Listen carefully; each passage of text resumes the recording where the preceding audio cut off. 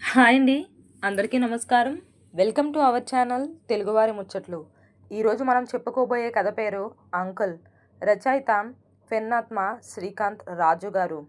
పశువులా ప్రవర్తించబోయిన ఆ మానవ మృగానికి ఆ అమ్మాయి బుద్ధి చెప్పిన వైనం. నిద్రపోతున్న శృతి ఉలిక్కిపడి లేచింది. తనకి కడుపులో కుడిపక్క నుండి సన్నగా నొప్పి వస్తుంది. పొట్టని ఓ చేత్తో నొక్కిపెట్టి రెండో చేత్తో మంచం పక్కనే ఉన్న స్విచ్ నొక్కింది.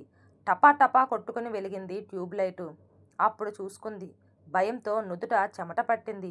అమ్మా అని కాస్త గట్టిగానే పిలిచింది శృతి ఆదుర్ద నిండిన గొంతుతో. 2 నిమిషాలు తరువాత శృతి పిలిచావా అంటూ వచ్చింది నీరజ. అర సెకండ్లో పరిస్థితి అర్థమైంది ఆమెకి.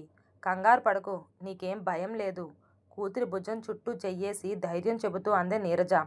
తల్లి భయం లేదు అని ధైర్యం చెప్పగానే శృతి ఆందోళన కాస్త తగ్గింది. ఆ వయసులో, ముఖ్యంగా ఆ టైంలో ఆడపిల్ల తల్లి దగ్గరుంటే చాలా నిశ్చింతంగా ఫీల్ అవుతుంది. తరువాత రోజు సాయంత్రం శృతి ఫ్రెండ్ సుష్మా వచ్చింది.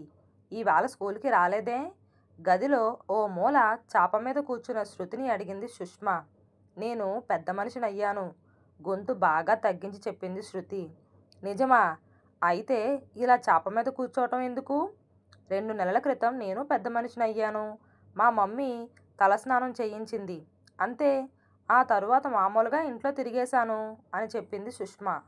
ఏమో మరి, మా అమ్మ అందరినీ పిలిచి చాపేయించింది, ఇక్కడ కూర్చోబెట్టింది. ఇంకా మా చుట్టాలందరూ వస్తారట. వారం రోజులు స్కూల్కి సెలవు పెట్టేయమంది మా అమ్మ. ఈ లీవ్ లెటర్ రేపు స్కూల్లో మాస్టర్కి ఇచ్చేయు. చాప కింద నుండి తాను ముందుగా రాసి ఉంచిన లీవ్ లెటర్ తీసి సుష్మకిచ్చింది శృతి. అలాగే, రేపు మళ్ళీ వస్తాను. స్కూల్లో చెప్పిన నోట్స్ నీకు ఇస్తాను, ఎక్కించుకుందు గాని అని చెప్పి వెళ్ళిపోయింది సుష్మా. శృతికి చాప మీద కూర్చోటానికి చాలా అనీజీగా ఉంది. జరుగుతున్న తతంగాలన్నీ ఆమెకు చిరాకు తెప్పిస్తున్నాయి. రాత్రికి రాత్రి తన బాల్యాన్ని ఎవరో దోచుకుపోయినట్టుంది ఆమెకు. శల్యపరీక్ష చేస్తున్నట్టు చూస్తున్న పేరంటాళ్ళ చూపుల్ని ఆమె తట్టుకోలేకపోతుంది. అప్పుడే తను పెద్ద మనిషి అయిపోయిందా? ఆశ్చర్యంగా అనుకుంది శృతి. తనకిష్టం లేకపోయినా తల్లి చెప్పినట్టు నడుచుకుంది శృతి. ఆ వారం రోజులు ఫంక్షన్ అయిపోయింది. వచ్చిన చుట్టాలందరూ వెళ్ళిపోయారు. హడావిడి తగ్గింది. రేపటి నుంచి బడికెళ్ళొచ్చు సంతోషంగా అనుకుంది శృతి. కానీ ఆమె సంతోషం ఎంతోసేపు నిలవలేదు. ఆ వేళ ఫస్ట్ పీరియడ్ లెక్కల మాస్టార్ది. ఆయన హాజరు తీసుకుంటూ శృతి నంబర్ అడిగాడు. ఏం శృతి, వారం రోజులు స్కూల్ ఎగ్గొట్టావే? లీవ్ లెటర్లో జ్వరం అని రాసావు, కానీ నిన్ను చూస్తే జ్వరం వచ్చి తగ్గిందానిలా లేవు. బిక్కమొఖమేసింది శృతి ఏం చెప్పాలో తెలియక. ఆయన అర్థమైంది అన్నట్టు సన్నగా నవ్వాడు. సిగ్గుతో కుంచుకుపోయింది శృతి. శృతి తెల్లగా బొద్దుగా ఉంటుంది. వారం రోజులు ఇంట్లో కూర్చొని చిమ్మిడి సలిమిడి తినవటం వల్ల మరింత నిగారింపు వచ్చింది ఆమె మేనిలో. క్లాసులోని అబ్బాయిలందరి చూపుల్లోనూ మార్పు వచ్చినట్టు గమనించింది శృతి. అందరి చూపుల్లోనూ ఒకటే భావం, నువ్విక పాపవు కావు, అమ్మాయివి అనే భావం. తరువాత రోజు ఉదయం సుష్మా స్కూల్కి వెళ్ళిపోయిందా అండి అని అడిగింది శృతి. పుస్తకాల సంచి భుజానికి తగిలించుకొని ఇస్త్రీ చేసిన యూనిఫామ్ వేసుకొని నీటిగా తయారొచ్చిన శృతి వంక అదోలా చూస్తూ, లేదు, భోంచేస్తుంది, రా ఇలా కూర్చో, తన పక్కన చోటు చూపిస్తూ అన్నాడు శంకర్రావు. శంకర్రావు సుష్మ తండ్రి. శృతి మొహమాటంగా నిలబడే ఉంది. శంకర్రావు లేచొచ్చి చొరవగా శృతి చెయ్యి పట్టుకొని తన పక్కన కూర్చోబెట్టుకున్నాడు. బాగా చదువుతున్నావా? శృతి చేతిని నలుపుతూ పరిశీలిస్తూ అడిగాడు శంకర్రావు. బాగానే చదువుతున్నానండి, తన చేతిని విడిపించుకోవటానికి ట్రై చేస్తూ అంది శృతి. బాగా చదవాలి మరి. శృతి చేతిని వదిలేసి తన చేతిని ఆమె తొడ మీద నిమురుతూ ఆనందాన్ని ఆస్వాదించసాగాడు. శంకర్రావు చూపు శృతి ముఖం మేంచి దిగి సరిగ్గా ఆమె గుండెలపై ఆగిపోయింది. అంతే, అయస్కాంతానికి అంటుకున్న ఇనుప ముక్కలా అతని చూపులు ఆమె గుండెల మేంచి కదలటం లేదు. శంకర్రావు కళ్ళల్లో ఆశ. పకోడీల పొట్లం కనపడగానే కుక్క కళ్ళల్లో కదలాడే భావం శంకర్రావు కళ్ళల్లో కనిపిస్తుంది. శృతికి అతని 2 కళ్ళు పొడి చెయ్యాలనిపించింది. ఇంతలో సుష్మ రెడీ అయి వచ్చేసింది. హమ్మయ్యా అనుకుంటూ ఒక్క ఉదుటిన శంకర్రావు పక్క నుండి లేచొచ్చేసింది. శంకర్రావు ముఖంలో నిరాశ స్పష్టంగా కనిపించింది.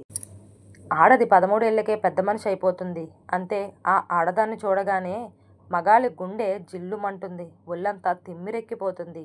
అప్పటి వరకు ఆ పిల్లతో సన్నిహితంగా తిరిగి రాని ఆలోచన అప్పుడు దానంతట అదే వచ్చేస్తుంది.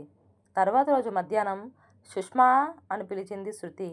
తలుపులు గెడపెట్టలేదు. లోపలికి రా అన్నాడు శంకర్రావు. వీడింట్లోనే చచ్చాడా? విసుగ్గా అనుకొని తలుపులు తెరుచుకొని లోపలికెళ్ళింది శృతి. సుష్మా లేదా అంకల్? అడిగింది శృతి. లేదు, తను వాళ్ళ అమ్మమ్మవారు ఊరు వెళ్ళారు. రేపు వచ్చేస్తారు అన్నాడు శంకర్రావు. అతని ఒంటి మీద లుంగీ మాత్రమే ఉంది. అతను 6 అడుగుల పొడవు, పొడవుకు తగ్గ లావు, పై పెదవిపై దట్టంగా ఉన్న మీసాలు, ఎల్లప్పుడూ పెదవులపై కదలాడే వంకర నవ్వు. సినిమాల్లో విలన్లా ఉంటాడు. అయితే నేను వెళ్ళిపోతాను అంకుల్, వెనుదిరిగింది శృతి. వెలుదువుగానిలే, ఈ కామిక్ బుక్ చదివావా? కామిక్స్ పుస్తకం తెచ్చి శృతికిచ్చి బలవంతంగా కూర్చోబెట్టాడు శంకర్రావు. ఇంటికి పట్టుకెళ్ళి చదివేసి ఇస్తాను అంకుల్. అలాగే పట్టుకెళుదువు గాని. అన్నట్టు నీకో విషయం తెలుసా? నాకు పుట్టుమచ్చల శాస్త్రం తెలుసు. ఏ పుట్టుమచ్చ ఎక్కడుంటే ఏం జరుగుతుందో నాకు తెలుసు. నీ కాళ్ళ మీద ఏమైనా పుట్టుమచ్చలున్నాయా? శృతి పావడా పైకి జరుపుతూ అడిగాడు శంకర్రావు. బిత్తరపోయింది శృతి. శంకర్రావు శృతి పావడాన్ని పైపైకి జరుపుతుంటే ముఖం వెనక్కి వాల్చి, అంకుల్, భయంగా అంది శృతి. ఆమె నుదురంతా చెమటలు పట్టేసింది. భయంతో ఆమె చిన్న నోరు మరింత చిన్నదయ్యింది. ముద్దు పెట్టుకున్న తరువాత శంకర్రావు దృష్టి ఇంకా పరిపూర్ణం దాల్చని ఆమె గుండెలపై పడింది. ఇక్కడేంటి నీకెత్తుగా ఉంది? అమాయకంగా ముఖం పెట్టి అడిగాడు శంకర్రావు. అప్పుడు స్పృహలోకి వచ్చింది శృతి. మీకు పుట్టుమచ్చల శాస్త్రం బాగా వచ్చు కదా అంకుల్. సుష్మ లంగాని కూడా రోజు ఇలా పైకెత్తేసి ఆమెకు పుట్టుమచ్చలు ఎక్కడున్నాయో, కొత్తగా ఎక్కడెక్కడ వచ్చాయో చూస్తూ ఉంటారా అంకుల్ అని అడిగింది శృతి. జాకెట్ విప్పుతున్న శంకర్రావు చేతులు టక్కున ఆగిపోయాయి. అప్రయత్నంగా శృతిని వదిలేశాడు శంకర్రావు. నాకిక్కడ ఎత్తుగా ఉందేమిటి అని అడిగారు కదా. సుష్మకి ఇక్కడ నాకంటే కాస్త ఎక్కువ ఎత్తుగానే ఉంటుంది. కాబట్టి మీరు రేపు సుష్మ ఊరు నుండి రాగానే అక్కడ ఎందుకు అంత ఎత్తుగా ఉందో, సుష్మ అక్కడ ఏం దాచుకుందో చూసి తెలుసుకోండి. టీవీలో సినిమా వస్తుంది. నేను వెళ్ళొస్తాను అంకుల్ అంటూ వెళ్ళిపోయింది శృతి. దెబ్బకి శంకర్రావు నెత్తికెక్కిన పైత్యం దిగిపోయింది.